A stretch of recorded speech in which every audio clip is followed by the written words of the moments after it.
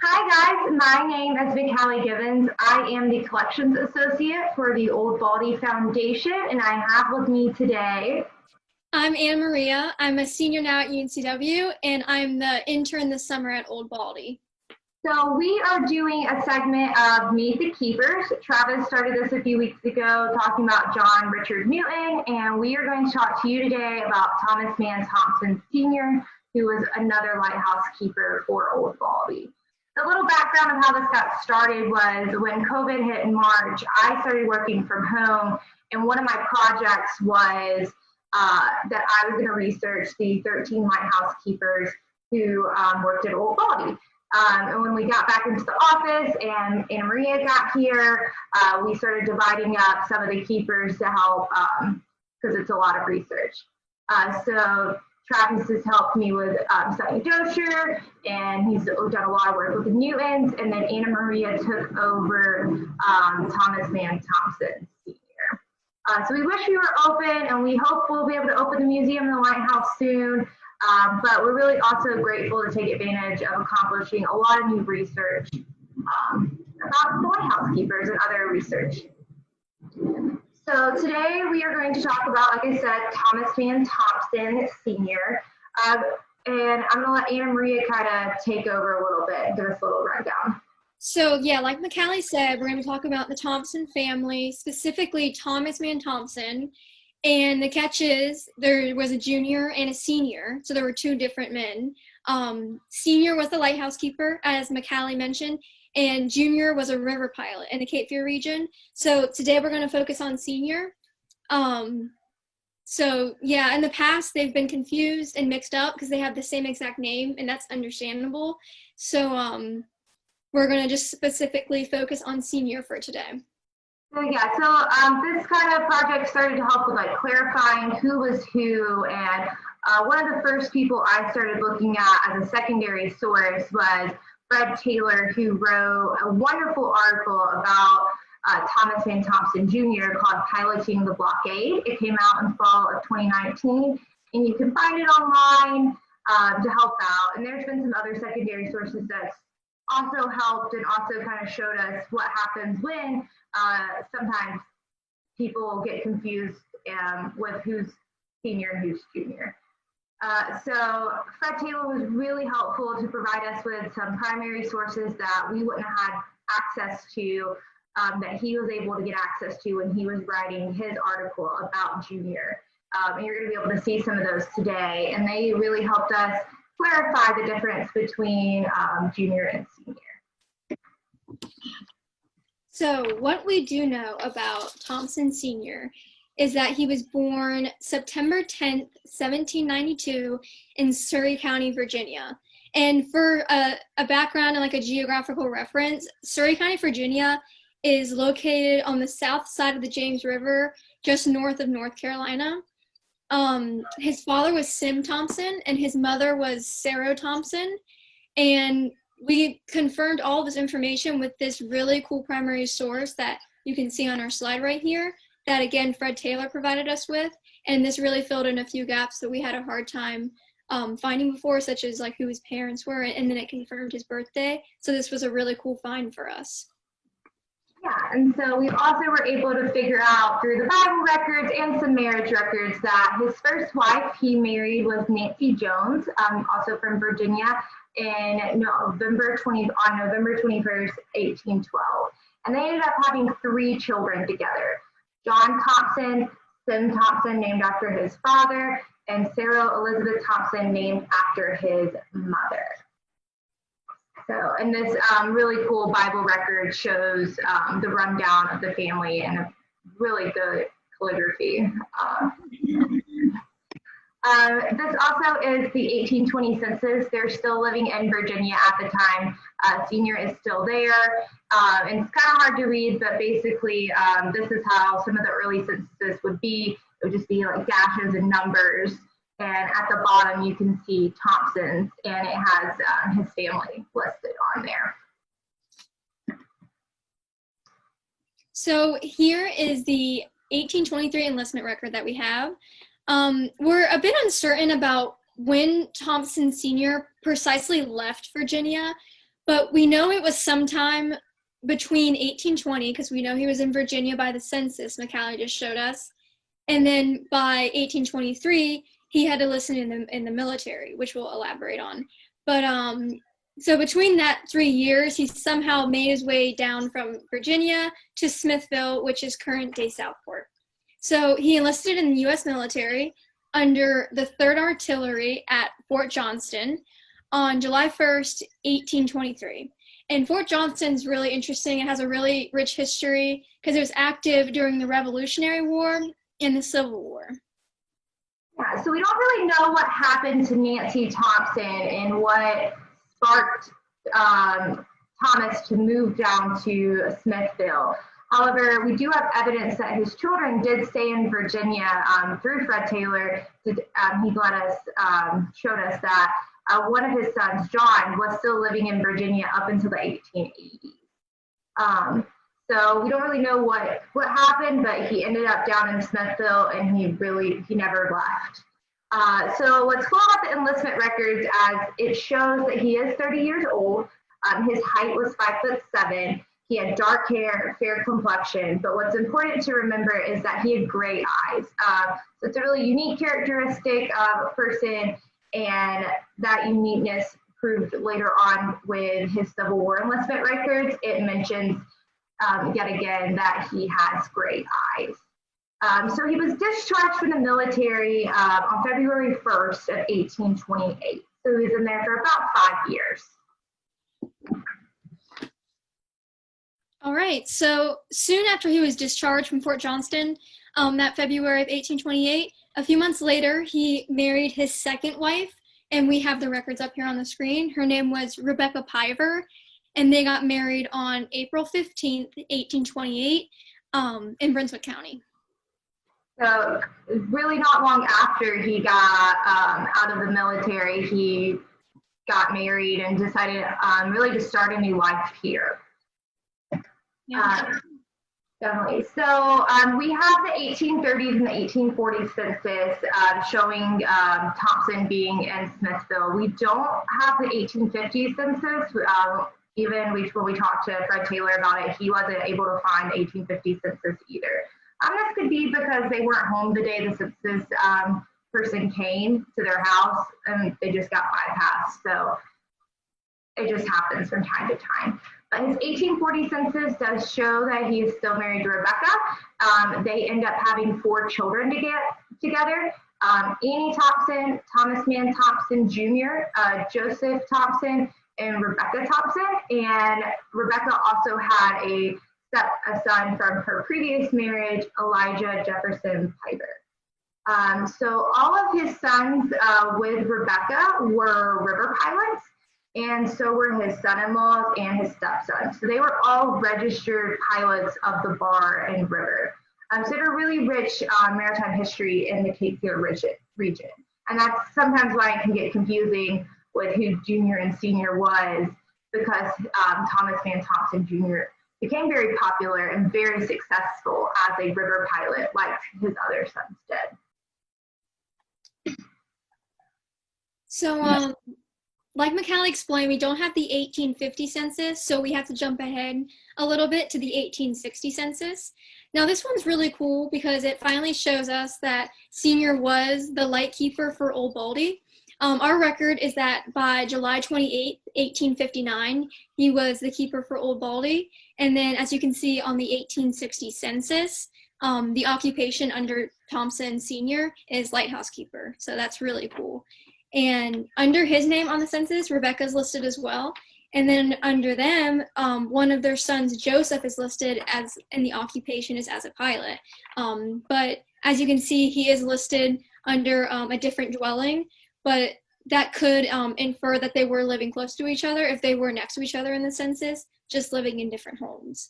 So the records tell us that he was the lighthouse keeper at Old Baldy by 59, but we don't necessarily know when he stopped being the lighthouse keeper. We can infer that it was sometime within 1861, because in April of 1861, it was ordered that all lights in the Cape Fear region were to be extinguished and removed their lenses. So by 1861, Old Baldy's third order Fresnel lens was removed. And so that implies that Senior didn't need to be there to be the keeper by 1861. So we can infer that he was probably the keeper around 59 to 61. So he ended up joining the Confederacy, and he, despite his age of 70, Senior enlisted in March 31st, 1863 at Fort Caswell. He was a private in the 36th North Carolina Infantry, the 2nd Artillery. This was a volunteer group. He is older, so he could have volunteered because he thought he was going to have to get drafted anyway, so he figured he volunteered. He might get a better location or whatever the cause may be. But by late December of 1863, he is transferred to the Moseley Company in the Sampson Artillery. And starting in January of 1864, he was put as detached service on Bald Head Island. So he was, first of all, what's interesting is he was transferred by the authority of the Secretary of War for the Confederacy. And that's probably the reason why he was transferred and moved to kind of where he was because they knew he was a lighthouse keeper. We can just kind of infer that. It's kind of a hypothesis, but we don't really know.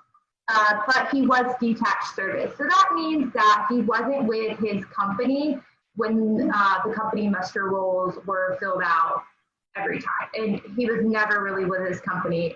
His full list of information that is available on Poll 3 tells us every time he was in detached service as a lighthouse keeper on Bald Head Island.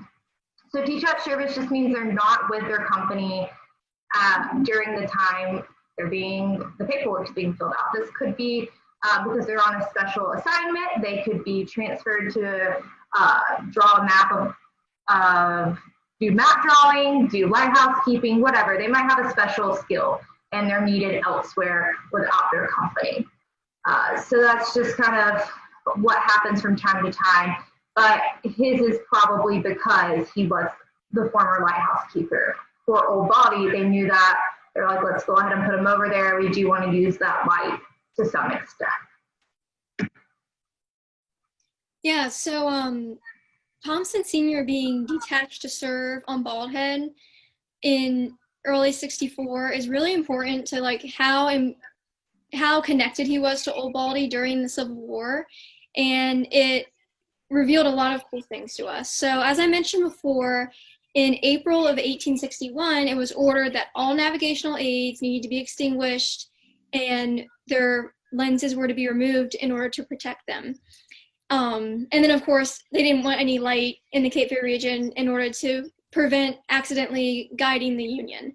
So even, as I mentioned, Old Baldy's third Fresnel lens was removed. However, we found some really cool sources that suggest Old Baldy was relit by 1864 with a smaller Fresnel lens. So we came to this conclusion by these two really cool sources that we have pasted here.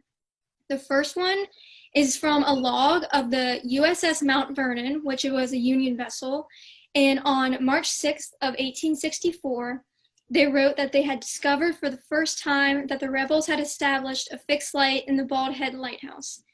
And then the other source we have that helps us to conclude that Old Baldy was relit during the Civil War is a Civil War letter from Captain Charles Banson, who was stationed at Fort Holmes during the Civil War.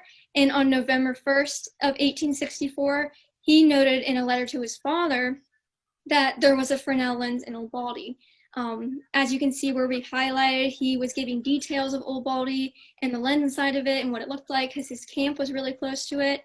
And he notes that the lens was from Paris. So that tells us it was a Fresnel lens in there by November of 64.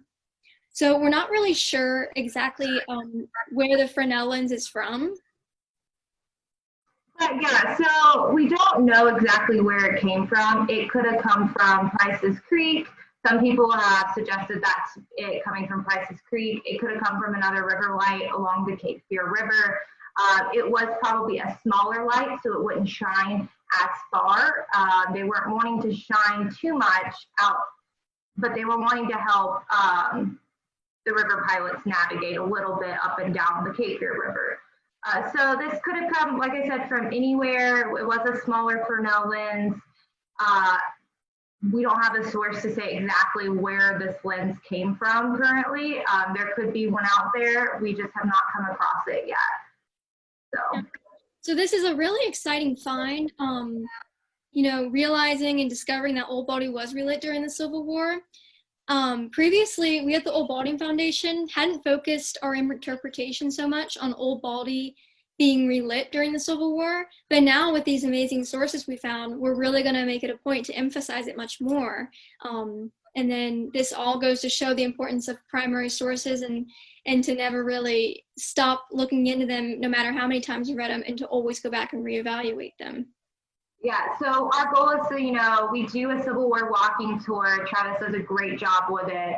And we just talked about the other day, him making sure to include that more in the conversation, Old Baldy being lit, then having some type of, they had a lighthouse keeper out there, a previous Old Baldy lighthouse keeper out there working, and just adding that to that conversation, adding it to our bigger island-wide historic tour, making sure when we're talking to people about the Civil War or just Old Baldy in general, we're adding and including this in. Because for a long time it was just thought that it was not used at all during the Civil War. So it's always important to revisit those primary and secondary sources and always be looking for new ones. Some of these we find on the National Archives website. Sometimes you can find them locally, Ancestry, wherever, but we're always trying to grow our knowledge and understanding of Old Baldy and Smith Island. Yeah, you know, the way in which that senior ties into all of this is a really cool sort of discovery again that we had. So if senior was detached to serve on Bald Head in January of 1864, and by March of 1864, we have a record that Old Baldy was relit. So this suggests that Thompson was detached to serve on Bald Head in order to help with the reestablishment of Old Baldy. I mean, it makes sense because he had the skills to do so. With his previous experience as a lighthouse keeper just a few years before Old Baldy, it makes complete sense that he was detached to serve here. And then just 3 months later, they relit and reestablished Old Baldy. So that's just a really exciting, you know, find for us, and it shows how significant Old Baldy was during the Civil War and how Thomas Mann Thompson Sr. played into like Old Baldy during the Civil War as well. So, yeah. Go ahead. If we wanted to continue connecting the dots, we could also infer that while Senior was here helping to relight Old Baldy, he was probably training someone as well, teaching them how to maintain the light and everything. And then after being detached to serve on Old Baldy, he was discharged by September 25th of 1864. In the medical record we found, the examination revealed that he was deaf and noted that he had been almost entirely deaf and had been so ever since he enlisted. And what McAllie had mentioned before, it also noted his gray eyes, which is really great for an historian to like remember, and for people studying historic figures to remember, because it can like give individuals personality. So now Thompson Sr., we can confirm that the man from the 1823 who had gray eyes is the same man from 1864. Yeah, and it's also important by using these Civil War records, obviously Junior and Senior couldn't be at the same spot at the same time. Junior was a well-known river pilot during the Civil War and is become very famous around locally for that. Thomas Mann Thompson Jr. has a house in Southport, and it used to be a bed and breakfast for a while. So he has a really big legacy here, and it's just been really nice to pull the two apart and give Senior his own life, basically. And so just that reaffirming he can't be in two places at once. He can't be helping light the lighthouse and have detached service and be this really well-known, really great river pilot for the Confederacy at the time. So this is a really great map of Bald Head Island during the Civil War. So it was a map that was made on January 26, 1864 by Benjamin Lewis Blackford. You can see kind of where the arrow is. It's hard to like see now because we wanted to show you the whole island and kind of have everybody get a view of how erosion and the island's always changing. But in the left corner where the arrow is, right above that, it has the word lighthouse, which is Old Baldy. And below that, that has T.M. Thompson, and then below that has another family.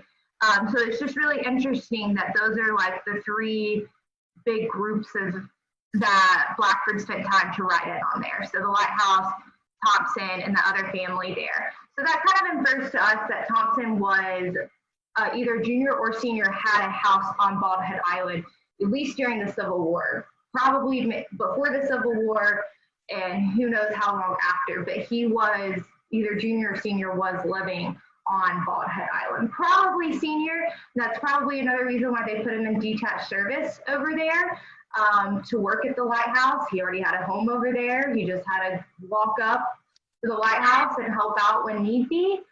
And so it just is that other reaffirming idea of they were living out here, they were involved. And we don't know if it was junior or senior. We don't really have like records. Brunswick County's records don't go as far back online, and with COVID, we haven't had the opportunity to like go in the office and look at older deeds. So maybe as time goes on and everything evolves, we'll be able to like reach out and get more records that aren't readily available online for us. Another cool thing about Blackford, the man that made this map, is Travis just wrote a wonderful article in our Keeper's Times this month for July 2020's Keeper Times about Blackford and the maps that he drew during the Civil War and everything. So if you want to learn a little bit more about the man who made this map with all of its wonderful details, definitely check out the new Keeper's Time that just came out to read a little bit more about him. All right, so we do know that Rebecca Sr.'s second wife passed away in 1879 of tuberculosis. However, after Sr. was discharged, the Old Baldy Foundation has yet to discover any death record of him or where he was buried. And even though we know what year and how Rebecca died, we also can't discover where she was buried. So it is possible that Sr. passed away sometime during the conclusion of the Civil War. And so that would suggest why there's no record of his death. But we wanted to add here a few pictures of the grave out in Southport at the Old Smithville Burial Ground, where Thompson Jr., his son, is buried along with some more of his family. Just to show that while we aren't, fortunate enough to have found the death record of Sr., we are fortunate enough to know where his son Jr. is buried. Yeah, so this has got a lot of Junior's family, and what's another just intricate and adding to the confusion of family members is Thomas Mann Thompson Jr. had two children named after themselves, Thomas Mann Thompson. One died very young, and so the next son that was born, he went ahead and named him Thomas Mann Thompson. So there's at least four of them in this intricate, confusing process.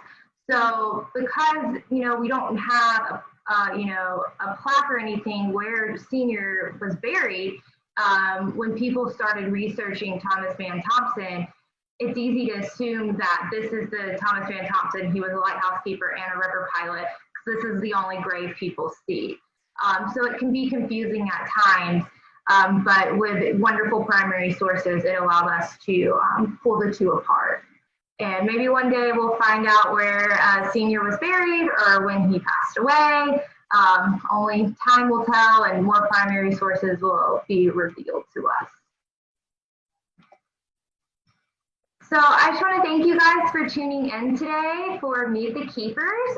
We're going to keep doing these as we finish up our research on our lighthouse keepers and other people that played important roles with helping build the lighthouse, like Daniel Way. And as we grow that information, we'll hopefully be able to put more of these videos together. We definitely want to thank Fred Taylor for all of his help, his wonderful sources he provided for us, and we're really excited to hear him in November, hopefully at Southport Historical Society, as he speaks about Thomas Mann Thompson Jr. Yep, and I wanted to thank everyone too, and for supporting us and watching, and I'm so grateful McAllie and Travis gave me this opportunity to jump on with the research and take on Senior and really give him the voice and separate him from Junior, which I think we did really successfully. If you want to read my brief biography on Senior, if you're confused about something or you want a little more clarification or just want some more detail, that biography of mine is posted on oldbaldy.onsell.com. And if you go to the Lighthouse tour at the bottom of the page and click on that, our keeper bios are at the bottom of that page, so that's where you can find my biography on him. Thanks guys for tuning in, and we can't wait to do another one of these hopefully very soon. Yep, thank you.